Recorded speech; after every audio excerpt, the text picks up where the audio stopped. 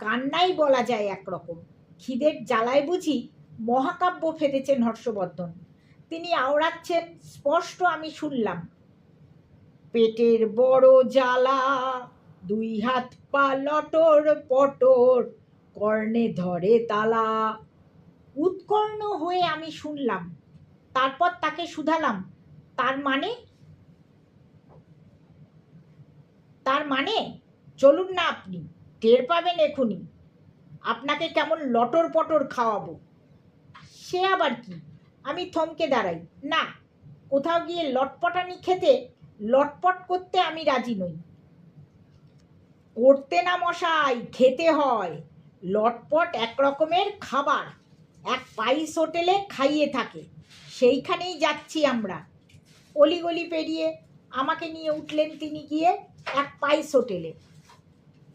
বললেন, নামেই পাইস হোটেল মশাই, কিন্তু পয়সায় কিছু মেলে না আর আজকাল।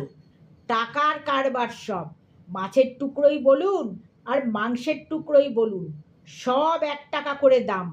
কোনকালে কেবল পাইসে মিলতো খোদাই জানেন। পুরো 1 প্লেট ভাতের দামও এখানে 1 টাকা। দুজনে ভেতরে গিয়ে বসলাম একধারের লম্বা টেবিলে, একাধারে টেবিল বেঞ্চিও বলা যায়, ঠিক স্কুলে যেমনটি থাকে। চেয়ে দেখুন না খাদ্য তালিকার দিকে, ওই তো টাঙানো রয়েছে সামনেই। তিনি দেখালেন। দেখলাম।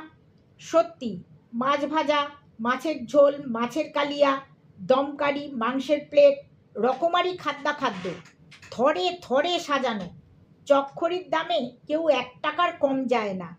আরও দেখলাম, কলকাতায় বাজারে মাছের তাল না পাওয়া গেলেও এখানে তাদের বিরাট সম্মিলনী। পাবদা মাছ, ট্যাংরা মাছ, রুই মাছ, কাতলা মাছ, ভেটকি মাছ, ইলিশ মাছ, গলদা চিংড়ি, আড় মাছ, আরও কত কি মাছ, তার ইয়ত্তা হয় না। ঝাল, ঝোল, কালিয়া, কোরমা, কোপ্তা, কাবাব, সব মিলিয়ে এক পেল্লায় ভোজন পর্ব, ভোজ্য পর্ব তো বলা যায়। পয়সায় কুলোয় না মশাই, পয়সা দিয়ে কিছু মেলে না এখানে। রুপিয়া ফেলে খেতে হয় সব কিছু।